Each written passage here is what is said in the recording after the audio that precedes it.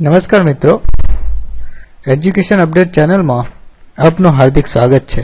મિત્રો, પ્રજ્ઞા અભિગમ એટલે કે પ્રજ્ઞાવર્ગના ઘટકોની આ વિડીયોમાં આપણે માહિતી મેળવીશું, જે ખૂબ જ અગત્યનો ટોપિક છે.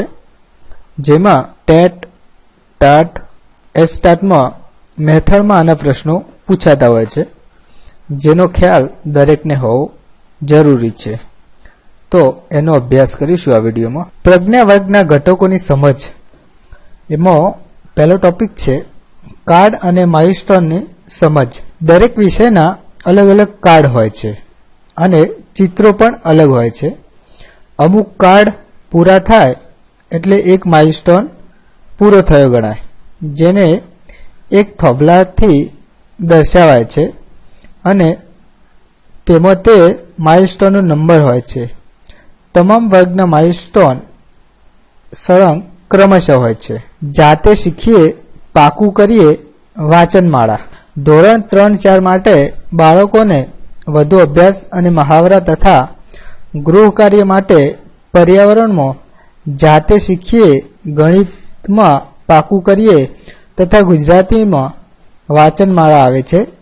જ્યારે કાર્ડમાં ઘરનું ચિત્ર આવે ત્યારે આનો ઉપયોગ ગૃહ કાર્ય તરીકે થાય છે. બાળકને સ્વ અધ્યયન પોથીમાં લેખન કાર્ય પૂર્ણ થયા બાદ આનો ઉપયોગ ગૃહ કાર્ય આપવા માટે કરવામાં આવે છે. આગળનો ટોપિક છે ડિસ્પ્લે બોર્ડ. બંને વર્ગમાં આવા ડિસ્પ્લે બોર્ડ લગાવેલા હોય છે. દરેક બાળકની દરેક પ્રવૃત્તિ આ ડિસ્પ્લે બોર્ડ પર દર્શાવવામાં આવે છે. દરેક બાળક પોતાની પ્રવૃત્તિ જાતે દર્શાવી શકે તે માટે તેની ઊંચાઈ બાળકને ધ્યાનમાં રાખીને રાખવામાં આવે છે. પ્રગતિ માપન રજિસ્ટર. દરેક વર્ગમાં વિષયવાર પ્રગતિ માપન રજિસ્ટર રાખવામાં આવે છે. પ્રગતિ માપન રજિસ્ટરમાં દરેક બાળકના નામની નોંધ ટુકડી આધારિત કરવામાં આવે છે. જેમાં લેડર પર દર્શાવેલ તમામ કાર્ડ દર્શાવવામાં આવેલ હોય છે. બાળકે જે કાર્ડ પૂર્ણ કર્યું તેની સામે ટીક કરવામાં આવે છે, જેનાથી બાળકની સ્થિતિ અને બાળકની બેઠક વ્યવસ્થા જાણી શકાય. આગળનો ટોપિક છે છાબડી. દરેક છાબડી પરના ચિત્રો જુદા જુદા કાર્ડ પર આપેલ ચિત્રો પ્રમાણે હોય છે. દરેક પ્રજ્ઞા વર્ગમાં કુલ 6 છાબડીઓ હોય છે. આગળ જોઈએ તો લેડર.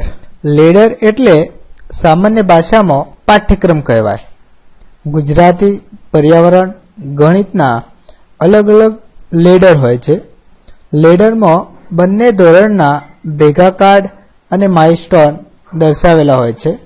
લેડરના આધારે બાળક પોતે કયું કાર્ડ લેવાનું છે તે જાણી શકે છે અને બાળક જાતે કાર્ડ લઈ શકે છે, જેથી તેની ઊંચાઈ બાળકને ધ્યાનમાં રાખીને રાખવામાં આવે છે અને લેડરને જે તે વિષયના ઘોડાની પાસે લગાવવામાં આવે છે.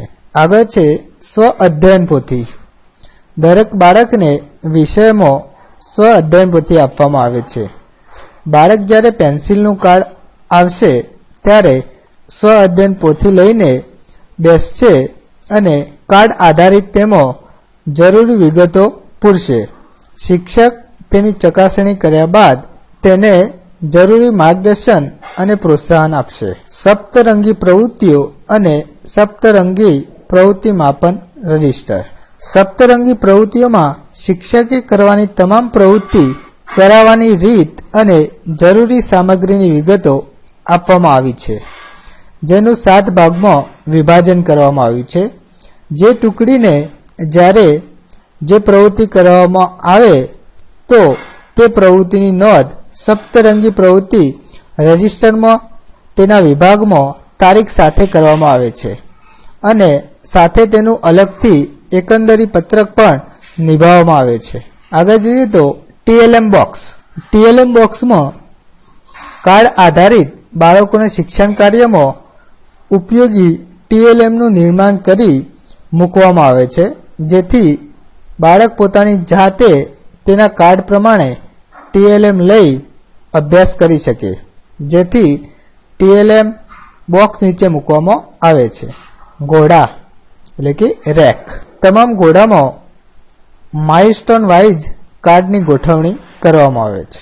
હવે જોઈએ તો વિષયવાર માઇલસ્ટોનની સંખ્યા. તો કોષ્ટકમાં જોઈએ તો વિષય ગુજરાતી છે તો ધોરણ 1માં 0 થી 8 માઇલસ્ટોન હોય, ધોરણ 2માં 9 થી 19, ધોરણ 3માં 20 થી 31, ધોરણ 4માં 32 થી 43. એવી જ રીતે પર્યાવરણમાં ધોરણ 1માં 0 થી 11, ધોરણ 2માં 12 થી 22, ધોરણ 3માં 23 થી 33, ધોરણ 4માં 34 થી 43. ગણિત વિષયમાં જોઈએ તો 0 થી 8, ધોરણ 2માં 9 થી 19, ધોરણ 3માં 20 થી 31, ધોરણ 4માં 32 થી 48. હવે વિષય હિન્દીમાં જોઈએ તો 1 થી 3માં નહીં આવે, ધોરણ 4માં 1 થી 49. આગળનો ટોપિક છે ટીચર હેન્ડબુક. દરેક વર્ગમાં વિષયવાર ટીચર હેન્ડબુક આપવામાં આવે છે, જેમાં શિક્ષકે કરવાની તમામ પ્રવૃત્તિઓ કાર્ડ આધારિત આપવામાં આવેલ છે અને શિક્ષકે તે વિષય અંતર્ગત બાળકોને કરવાની તમામ પ્રવૃત્તિઓની વિગતે નોંધ આપવામાં આવેલ છે. દરેક ચિત્ર તથા દરેક કાર્ડની સમજ આપવામાં આવેલ છે. ટૂંકમાં પ્રજ્ઞા વર્ગ ટીચર હેન્ડબુક એ શિક્ષકનો સાથી બને છે. બીજો ટોપિક છે પોર્ટફોલિયો. દરેક બાળકનો અલગથી પોર્ટફોલિયો હોય છે, જેના પર બાળકના ફોટા સાથેની વિગતો દર્શાવવામાં આવે છે. પોર્ટફોલિયોમાં બાળકે કરેલી પ્રવૃત્તિઓ મૂકવામાં આવે છે. બાળકનો ધોરણ 1-2માં અભ્યાસ પૂર્ણ થતો આ પોર્ટફોલિયો આગળના ધોરણમાં લઈ જવામાં આવે છે. વિષયોની સમજ: ગુજરાતી પીળો રંગ, પર્યાવરણ લીલો રંગ, ગણિત વાદળી રંગ, હિન્દી ગુલાબી રંગ. ઉપરના તમામ વિષયોની તમામ સામગ્રી દર્શાવેલ રંગમાં જ હોય છે. સપ્તરંગી ધોરણ 1 થી 4 માટે કુલ 350 હોય છે. વિષય વિભાજનની સમજ: પ્રજ્ઞા વર્ગમાં ધોરણવાર હાજરી પત્રક નિભાવવામાં આવે છે. પ્રજ્ઞા વર્ગમાં ધોરણ 1-2માં કુલ 4 વિષયોનો સમાવેશ થાય છે, જેમાં એક શિક્ષક માટે ગુજરાતી અને પર્યાવરણ, બીજા શિક્ષક માટે ગણિત, સપ્તરંગી પ્રવૃત્તિઓ એમ વિભાજન થાય છે. જો એક શિક્ષક જ હોય તો તમામ વિષયો તેને આપવામાં આવે છે. પ્રજ્ઞા વર્ગમાં ધોરણ 3-4માં ઉપરના 4 વિષયોનો સમાવેશ થાય છે, જેમાં હિન્દીનો સમાવેશ ધોરણ 4 માટે બીજા સત્રમાં કરવામાં આવે છે. જે વિષય ગણિત સપ્તરંગી પ્રવૃત્તિઓ ભણાવતા શિક્ષકને અપાય છે તેનું શિક્ષણ કાર્ય દર ગુરુવારે થાય છે. એક છાબડીમાં શિક્ષકે કામ કરવાનું છે. દરેક બાળક પોતાના શિક્ષણની શરૂઆત અહીંથી કરે છે. આ છાબડીઓને શિક્ષક સમર્થિત છાબડી કહે છે. આ છાબડીમાં શિક્ષકે આંશિક રીતે કામ કરવાનું છે. આ છાબડીને આંશિક શિક્ષક સમર્થિત છાબડી કહે છે. આ છાબડીમાં બાળક સાથે રહી શીખે છે. આ છાબડીને સાથી સમર્પિત છાબડી કહે છે. આ છાબડીમાં બાળક આંશિક રીતે સાથે રહી શીખે છે. આ છાબડીને આંશિક સાથી સમર્પિત છાબડી કહે છે. આ છાબડીમાં બાળકે શીખેલું પાકું કરવા માટે કામ થાય છે. આ છાબડીને સ્વ અધ્યયનની છાબડી કહે છે. આ છાબડીમાં બાળકે શીખેલું ચકાસવા માટે કામ થાય છે. આ છાબડીમાં મૂલ્યાંકનની છાબડી કહે છે. વર્ગ વિભાજનની સમજ: પ્રજ્ઞા વર્ગની શરૂઆત સૌ પ્રથમ ટુકડીના વિભાજનથી થાય છે. 2 ધોરણના બાળકોની સંખ્યાનું સપ્રમાણ વિભાજન બંને ટુકડીમાં કરવામાં આવે છે.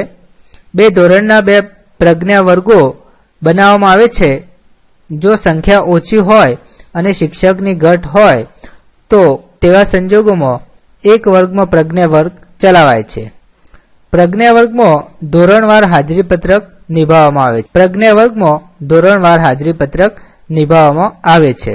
તો મિત્રો આ વિડીયો પરથી તમને ખ્યાલ આવી જશે કે પ્રજ્ઞા વર્ગ અભિગમમાં કઈ રીતે પ્રવૃત્તિ કરવાની હોય છે.